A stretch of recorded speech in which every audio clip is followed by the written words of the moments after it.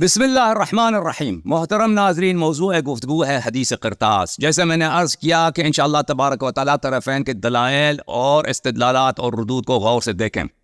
ہمارے متائن، ہمارے پاس اس مسئلے پر بے شمار متائن ہیں. اب جناب عمر پر اور ان کے ساتھی صحابہ پر، یہ متائن صرف عمر کے لیے مخصوص نہیں ہیں، عمر کے ساتھ دینے والے، ان کے سپورٹر، ان کے ہم فکر صحابہ پر بھی یہ متائن ثابت ہیں. انشاءاللہ ایک ایک کر کے اچھی طرح سے سن لیں. جن متائن کا ہم ذکر کریں گے یہ ملزم ہے کہ ان کا جواب دے دیں، اور یہ بے شمار متائن ہیں. جن متائن کا ہم ذکر نہیں کریں گے اور وہ ہمارے متائن ہے ہی نہیں، یہ نسبت دیتے ہیں شیعوں سے، اس کو جواب دینے کی کوشش کرتے ہیں، وہ ہمارے بحث سے غیر مرتبط ہے. میرے استدلال کا یہ جواب دے دیں، یہ اس بات کے ذمہ دار ہیں.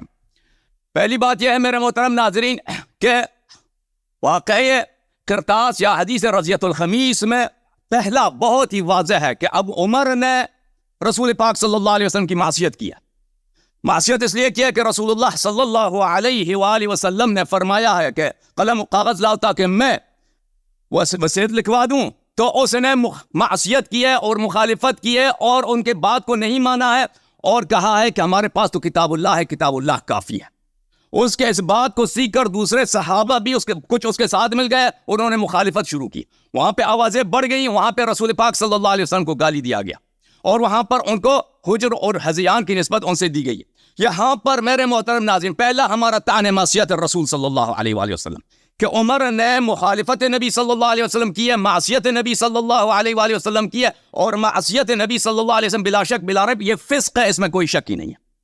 اور معصیت کے بہت سارے اقسام ہوتے ہیں. ایک معصیت غیاب میں ہوتا ہے، ایک معصیت حضور میں ہوتا ہے، ایک معصیت جزئی مسائل میں ہوتا ہے، ایک معصیت ان امور میں ہوتا ہے جن میں پورے دین کی صلاح ہے اور پورے اسلام کی بقا ہے اور امت کی نجات ہے.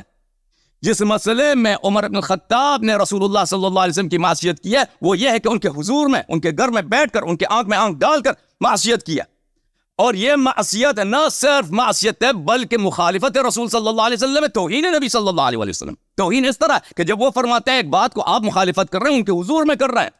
اس کی کراہت اور اس کی نکارت بہت ہی شدید ہے، ایسے کہ ان کے غیاب میں ابھی ہم 1000 سال کے بعد کوئی گناہ کریں، کوئی نبی صلی اللہ علیہ وسلم کی کوئی ایسی حکم کو نہ مانے.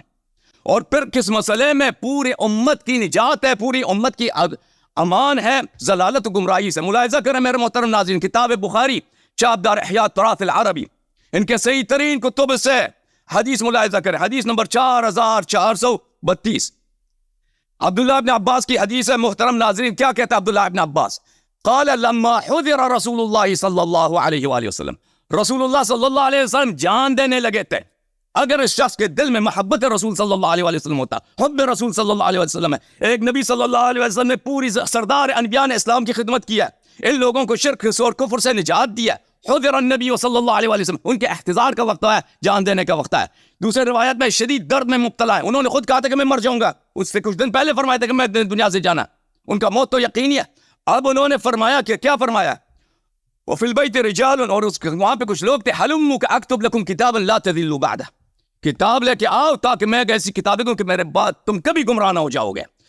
وما ينطق عن الهوى ان هو الا وحی یوحى، نبی صلی اللہ علیہ وسلم جھوٹ نہیں بولتے، اپنی ہوا سے نہیں بولتے. انہوں نے جب کہا ہے کہ میں وصیت ایسی لکھ دوں گا یا لکھا دوں گا کہ اس کے بعد کبھی گمراہ نہ ہو جاؤ گے، تو اس پہ شک کرنے والا ہی کافر ہے، اس کو نہ ماننے والا ہی کافر ہے. اس یہ تو بہت واضح ہے، اس کو نہ ماننے والا پورے امت کا غدار ہے، پوری انسانیت کا غدار ہے. کیونکہ نبی صلی اللہ علیہ وسلم نے جب وعدہ دیا تھا کہ کبھی گمراہ نہ ہو جاؤ گے اس وصیت سے، اس کی مخالفت کر کے پوری امت کی ضلالت، پوری امت کا انحراف اس کے گردن میں، جس نے یہ وصیت نہیں لکھنے دیا ہے، جس نے مخالفت کیا.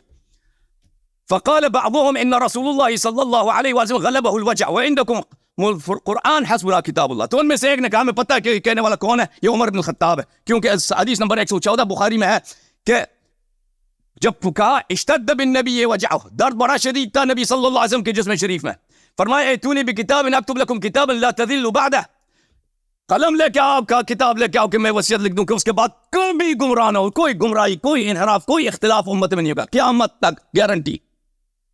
اس نے کیا کہا؟ حسبنا کتاب، ان النبی غلبہ الوجع. اس کا عقل کام نہیں دے رہا، اس کا عقل جو ہے درد کا مغلوب ہو چکا ہے، درد پہ حاوی ہونے کی وجہ سے یہ حجر کہہ رہا ہے.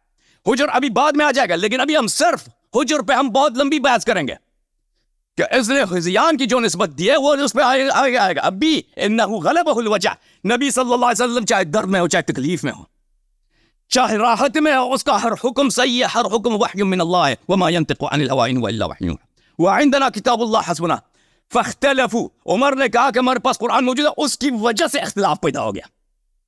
اختلاف کا بانی، اختلاف کا بادی، اختلاف کا مفتدی، اختلاف کے دروازے کو کھولنے والا کون ہے؟ عمر ہے. اور صحابہ کچھ نے اس کے سپورٹ کیا اور کچھ نے اس کی مخالفت کیا.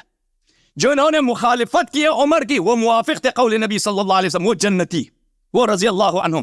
جنہوں نے مخالفت نبی صلی اللہ علیہ وسلم کی، اسلام کے غدار اور نبی صلی اللہ علیہ وسلم کے غدار. ملاحظہ کریں یہ کتاب مسند احمد بن حنبل،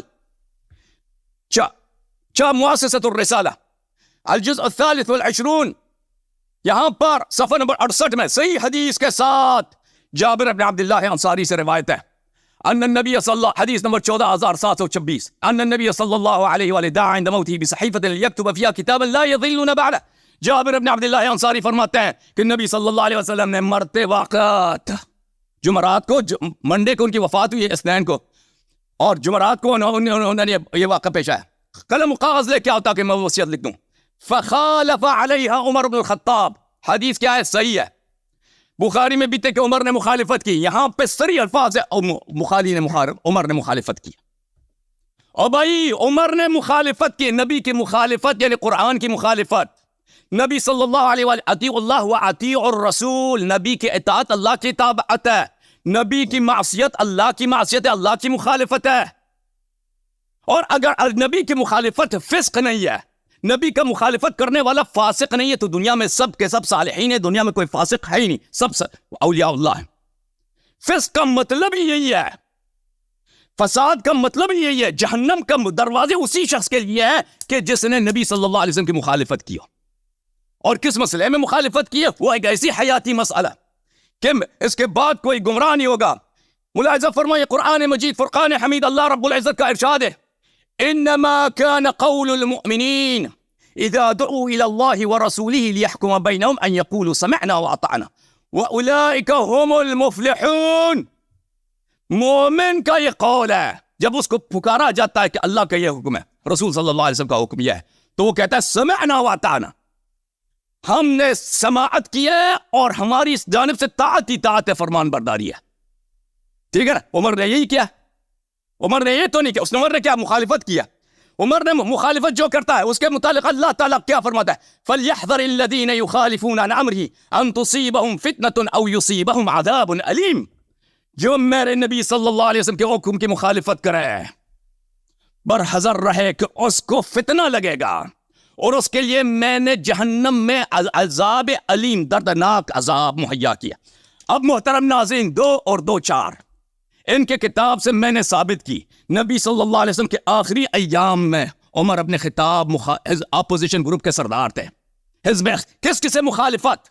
نبی صلی اللہ علیہ وسلم سے مخالفت میں کے سردار ہے، لیڈر ہے اپوزیشن، حزب اختلاف کے، اپوزیشن پارٹی کے یہ مخالف ہے. نبی صلی اللہ علیہ وسلم اپوزیشن لیڈر کو چھوڑے ہیں. جو اپوزیشن لیڈر نہ بھی ہو، اپوزیشن کرے، مخالفت کرے، قرآن کہہ رہا ہے وہ جہنمی ہے. اب بھائی تو عمر، یہ قرآن سب کے لیے نا، یہ تو نہیں عمر کو چھٹی ہے. تو عمر کا یہ نبی صلی اللہ علیہ وسلم کا مخالف دین سے انحراف اور اس کا جہنمی ہونا میں نے ثابت کیا نہیں کیا؟ بہت واضح کیا ہے. وما كان لمؤمن ولا مؤمنة إذا قضى الله ورسوله أمرا أن يكون لهم الخيرة من أمرهم ومن يعص الله ورسوله فقد ضل ضلالا مبينا. کہ اگر اللہ اور رسول کو یہ حکم دے دیں تو کسی مؤمنہ کو کوئی آپشن نہیں ہے سوائے اطاعت کے. اللہ اور رسول صلی اللہ علیہ وسلم جب حکم دیتے ہیں تو اس میں آپ کو اختیار نہیں ہوتی کسی بات کی کہ اس کے سامنے آپ کہتے ہیں کہ کتاب اللہ کافی ہے، وصیت کی ضرورت نہیں ہے، اور کوئی آپشن نہیں ہے سوائے اطاعت کے، سمعنا اور اطعنا کہنے کے. ومن یعص اللہ ورسولہ، اور جو اللہ اور رسول کی اطاعت کرے، فقد ضل، بے شک وہ گمراہ ہے. کیسا گمراہ؟ واضح گمراہی.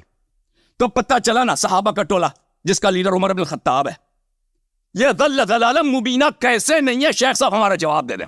یہ قیامت تک نہ یہ اور نہ ان کے اکابر علماء، ازہر، لاہور، پاکستان، کراچی، مکہ مکرمہ، مدینہ منورہ، بغداد کے علماء سب کانفرنس رکھ دینا، یہ 5 منٹ کے استدلال، 10 منٹ کے استدلال کا قیامت تک جواب نہیں دے سکیں گے، نہیں دے سکیں گے. کوئی سوائے یہ کہ جھوٹ بنانے، کوئی غلط بات بنانے.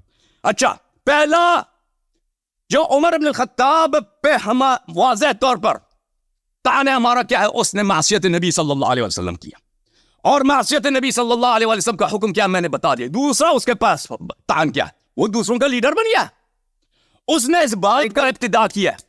طارق بھائی، عمر نے اس باب کا خاموش ہے، عمر نے اس باب کا ابتدا کیا ہے، اس نے مخالفت کی ہے، تو دوسرے صحابہ نے اس سے سیکھا ہے، اس کے پیچھے چل پڑے، تو دوسرے صحابہ کا گناہ بھی ابو بکر عمر پر ہیں، جنہوں نے وہاں پہ مخالفت نبی صلی اللہ علیہ وسلم کی، کیونکہ اس کا لیڈر تھا۔ تیسرا طعن ہمارا یہ ہے کہ یہ مخالفت حضور نبی صلی اللہ علیہ وسلم میں ہوئے۔ شیخ صاحب ایک طعن کا بھی جواب نہیں دے سکو گے، ایک کبھی نہیں جواب دے سکو گے، مگر یہ کہ غلط باتیں کہہ دو، جھوٹ باتیں کہہ دو، سچ کہہ کر ایک طعن کا بھی جواب نہیں دے سکو۔ تیسرا طعن سن لو، تیسرا طعن نبی صلی اللہ علیہ وسلم کے بارگاہ اقدس میں، ان کے سامنے ان کے آنکھ میں آنکھ ڈال کر مخالفت کیا۔ اس طرح کی مخالفت کرنا توہین ہوتی ہے، کسی بھی لیڈر کی، کسی بھی بزرگ کی توہین ہے۔ پیچھے اگر آپ مخالفت کریں چلے، لیکن اس کے بارگاہ میں مخالفت کریں، یہ کیا ہے میرے مطلب؟ اس کی توہین ہے۔ نبی صلی اللہ علیہ وسلم کا توہین کرنے والا کافر ہے، اس میں کوئی ابہام ہی نہیں ہے، سب کا اجماع ہے۔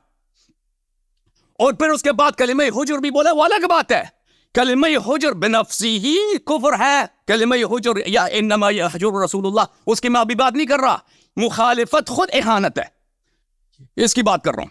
چوتھا طعن، اس نے خود بھی مخالفت کی، دوسروں سے بھی مخالفت کرائی ہے، جو صحابہ اس کے پارٹی میں تھے، تو ان کا لیڈر یہ بھی بنا، ان کا گناہ، ان کا وزر بھی عمر کے گردن پر ہے۔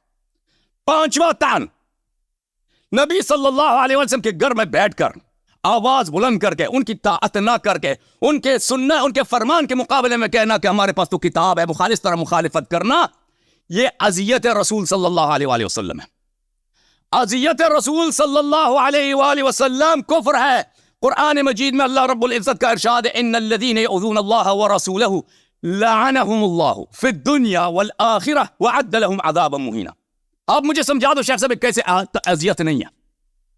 ان کے گھر میں بیٹھ کر ان کی نافرمانی کر کے، ان کی مخالفت کر کے، ابھی آئے گا کہ ان کی بیویوں کو بھی گالی دیا، نبی صلی اللہ علیہ وسلم کو بھی گالی دیا، اور پھر اور ایسے مسئلے میں وہاں پہ جھگڑا کیا ہے جس میں پوری امت کی نجات ہے، اس میں اذیت نبی صلی اللہ علیہ وسلم کیسے نہیں ہے؟ اور قرآن نے فرمایا کہ اذیت نبی صلی اللہ علیہ وآلہ وسلم سبب لعن اللہ ولعن الملائکہ فی الدنیا والآخرہ اور عذاب مہین۔